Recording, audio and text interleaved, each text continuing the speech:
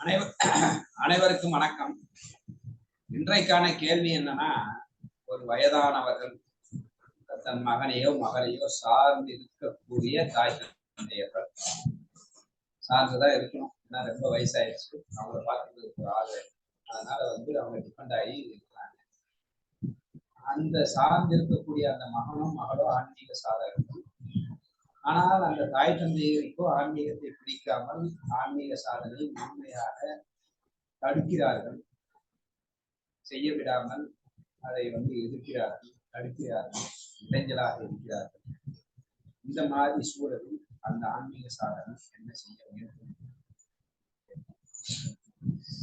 முதல் பாயிண்ட், ஆன்மீக சாதனை செய்வதற்கு எனக்கு தடையாக இருக்கிறது அப்படின்னு சொல்லும்போது, ஆன்மீக சாதனை செய்வதற்கு எது மிகப்பெரிய தடை அப்படின்னு நம்ம பார்த்தோம்னா, சூழல் அல்ல, என்னுடைய மனம். அந்த மனதில் இருக்கும் விருப்பும் வெறுப்பும் அகங்காரம் தான் எனக்கு மிகப்பெரிய தடை. அந்த தடையை விட சூழல்ல இருக்கிற தடை மிகப்பெரிய தடையாக இருக்க வாய்ப்பில்லைன்னு அந்த சாதனம் ஃபர்ஸ்ட் புரிஞ்சுக்கணும். ஏதோ சூழல் சரியா அமைஞ்சுட்டா அவர் சாப்பிட்டு ஆன்மீகத்துல முன்னேறிடலாம். சூழல் 1008 டிஸ்டர்பன்ஸோட ஒரு கஷ்டமாக தடையாக இருந்துச்சா அவர் ஆன்மீக சாதனையில் அப்படியே கீழே இறங்கிடுவார் அப்படின்னு சொல்ல முடியாது. ஏன்னா இங்க தடை என்பது வெளியில் இல்லை, எனக்குள்ளே இருக்கிறார். மிக முக்கிய காரணமாக என் மனதில் இருக்கும் இருக்கும் வெறுப்பும் அகங்காரமும் நான் தடை.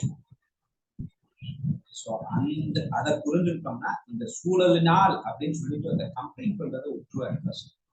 இந்த சூழல்ல விருக்க மாட்டார், சூழல் காரணம் அல்லன்னு சொல்லிட்டுவார், சூழலை விருக்கக்கூடாது, அந்த சூழலை குற்றம் காணக்கூடாது அப்படிங்கிறத ஃபர்ஸ்ட் அந்த சாதனை புரிந்து கொள்ள வேண்டும் அப்படிங்கிறது ஃபர்ஸ்ட் ஆன்சர். ரெண்டாவது, சாதனங்கள்ல 4 வகையான சாதனங்கள் இருக்கின்றன. கர்மயோகம், ஞான யோகம், பக்தி யோகம், தியான யோகம். ஆனா இப்படி 4 வகை சாதனங்களிலுமே 4 வகையான சாதனங்களிலுமே நீங்க பாத்தீங்கன்னா எப்படி வேணா பண்ணலாம். கர்மயோகம் அப்படின்னு சொல்லும் போது நான் ஆன்மீகத்தில் இருக்கிறேன் அப்படின்னு அவர் சொல்ல வேண்டிய அவசியம் இல்லை. கர்மயோகம்னா எந்த பலனை எதிர்பார்க்காமல் சேவை செய்து கொண்டிருக்க வேண்டும். அப்ப அவரால் அந்த தாய் தந்தைக்கு சேவை செய்து கொண்டிருக்க போறார், வெளியில போய் அவரால் வேலைக்கு போறேன்னு சொல்லிட்டு அவரால் சேவைக்கு போயிட்டு வந்துட்டு இருக்க போறார்.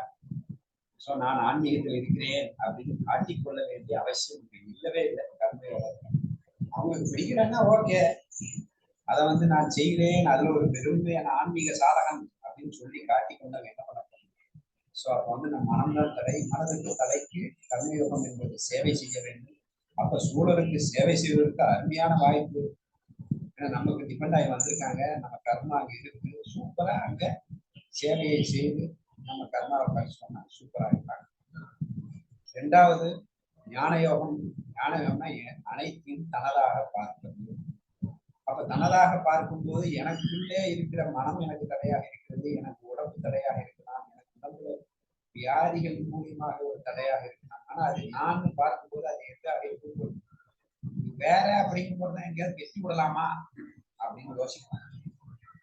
அப்ப அதையும் அவராக பார்த்து அந்த தடை தன்னுடைய தடையாக நினைத்து அவர் ஆன்மீக சாதனையில் முன்னேற முயற்சி செய்யலாம். மூணாவது, இதுதான் பிரச்சனை ஞான யோகத்துல.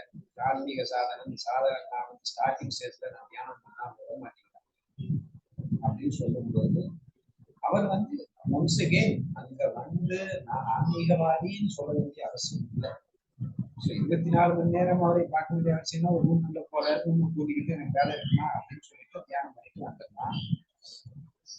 இல்ல வெளியில போகக்கூடிய அளவுக்கு அந்த அப்பா அம்மா இருக்கிறாங்க, காலையிலயும் மத்தியானம் அந்த 5 hours இடைவெளியில நம்ம வெளியே போயிட்டு வந்தா கூட மேனேஜ் அப்படிங்கிற மாதிரி அவர்கள் இருந்தாருன்னா அழகா வெளியில போய் ஒரு வேலைக்கு போயிட்டு வரேன்னு சொல்லிட்டு தியானம் பண்ணிட்டு வந்துருக்கான்.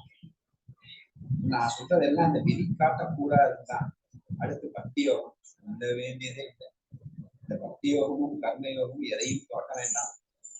அப்படியே கண்ணனாக நினைத்து நாமத்தை சொல்லிக்கொண்டு சரண்டர்ல அவன் ஆற்று வேலை பார்த்து கொண்டே இருக்கிறான் அப்படிங்கிற ஒரு ஃபீல் வந்துடும். அப்ப தடை என்பது என் மனம்தான் தடையாக இருக்கிறது, சூழல் அல்ல.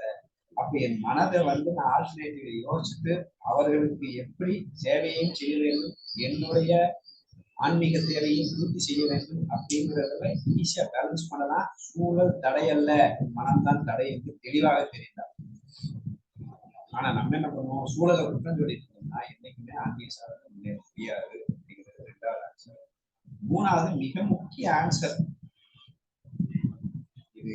இதனாலதான் எல்லாமே ஆன்மீக சாதனத்தையே பண்ண முடிகிறது, இல்லைன்னா பண்ணவே முடியாது. இப்ப நான் சொன்னேன் சூழல் தடையே இல்லை அப்படின்னு நம்ம சொல்லிட்டோம். ஆனா எல்லோரும் சூழலை எதிர்த்து, ஏன்னா கர்மம் அவ்வளவு ஸ்ட்ராங்கா இருக்கும்போது சூழலை எதிர்த்துலாம் யாராலும் பண்ண முடியாது. அப்போ கண்டிப்பாக சூழலை நமக்கு நல்ல விதமாக அமைய வேண்டும் என்பது மிக முக்கிய காரணம் தான். ஆனா அது யார் அமைச்சு கொடுப்பானா, அது கண்ணன் அமைச்சு கொடுப்பான். நான் மட்டும் உண்மையாக, நேர்மையாக, முழு மனப்பூர்வமாக என்னுடைய உடல், மனம், புத்தி அனைத்தையும் கண்ணனுக்காக, ஆன்மீகத்துக்காக சரண்டடைந்து, அகங்காரம் துளி இல்லாமல், பற்று துளி இல்லாமல், சோம்பேறி துளி இல்லாமல், என்னால் நான் முயற்சி செய்து ஒரு ஸ்டெப் வச்சா போதும். இப்ப இவங்க கேட்கிறாங்க இல்லையா, தாய் தந்தைகள் எனக்கு மிகப்பெரிய தடையாக இருக்கிறார்கள். எப்பேற்பட்ட தடையாக இருந்தாலும் அந்த தடைகள் உழைத்து எரியப்படும் என்பதுதான் உண்மை. அதுதான் சாதனை. நான் சொல்லுங்க, ஞானேஸ்வரியில சூப்பரா ஞானதேவரை எக்ஸ்பிளைன் பண்ணி, இவர்கள் என்னுடைய மனைவிமார்கள், அவர்கள் எங்கேயாவது பிச்சை எடுப்பது உண்டா? அவர்களின் யோகக்ஷேமத்தையும் அவர்களுடைய யோகத்தில் உண்டான கடமைகளையும், யோகம்னா ஞானத்தை அடைய வேண்டிய ஞானத்தையும் அவனே நான் தூக்கிட்டு போயிடுறேன். எப்படி சொல்லுவாரு, குரு அவனை காட்டி கொடுத்து அவனுக்குள்ள மனப்பக்குவத்தை கொடுத்து ஆன்மீக சாதகத்துக்கும் சரி, வீட்டுல ஆளை பார்த்துக்கிட்டு அதுக்கும் ஒரு ஆளை போட்டு யோக சேமத்தையும் நான் பார்த்துக் கொள்கிறேன், நீ என்னை சரணடைந்தால் போதும் அப்படின்னு சொல்றாங்க. அப்போ ஒரு ஸ்டெப் மிக பூரணமாக ஸ்ட்ராங்காக வச்சிட்டோம்னா, உண்மையில் அது நமக்கு தடையாக இருந்தால் அந்த தடையை நாம் எடுக்க வேண்டியதில்லை. சூப்பரா கண்ணன் தெளிவா அந்த தடையை அகற்றினான். அப்படி தடையை அவன் அகற்றவில்லை என்றால் அந்த தடையை வைத்துக் கொண்டே நாம் முன்னேற வேண்டும் என்று கண்ணன் நினைக்கின்றான் அப்படின்னு எடுத்துக்கொண்டு அழகான ஆல்டர்னேட்டிவ். அதை சூழல் அப்படின்னா நான் பேலன்ஸ் பண்ண தெரியும். சூழல் ஒன்று இருக்கு, நான் ஆன்மீகம், ரெண்டு ஏன் சண்டை போடணும்? இதையும் விட்டு கொடுக்க வேண்டாம், அதையும் விட்டு கொடுக்க வேண்டாம், பேலன்ஸ் பண்ண தெரியணும். அப்ப விருப்பம் இல்லைன்னா தெளிவாக பேலன்ஸ் செய்து எடுத்து சென்று அந்த பேலன்ஸ் செய்வதான் அவனுக்கு முன்னேற்றத்துக்கு வழி. அவன் இன்பேலன்ஸா இருக்கான்னு அர்த்தம். அதுக்குதான் அப்படிப்பட்ட ஒரு சூழலை கொடுக்கப்பட்டது. ஸோ அதை யூஸ் பண்ணி பேலன்ஸ் செய்து அருமையாக முன்னேறி செல்லலாம். அதற்காக அடிமையாகி ஆன்மீகத்தை விட வேண்டிய அவசியம் இல்லை. அதுக்காக ஆன்மீகம் சொல்லிட்டு தாய் தந்தரை விட்டு வர வேண்டிய அவசியமும் இல்லை அப்படிங்கிறது.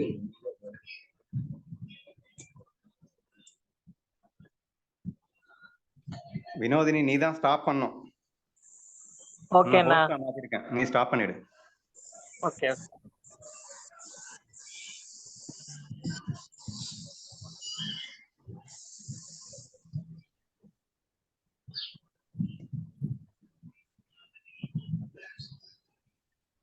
ஸ்டாப் ரெக்கார்டிங் ஆப்ஷன் வருமா ரெக்கார்டிங்ல?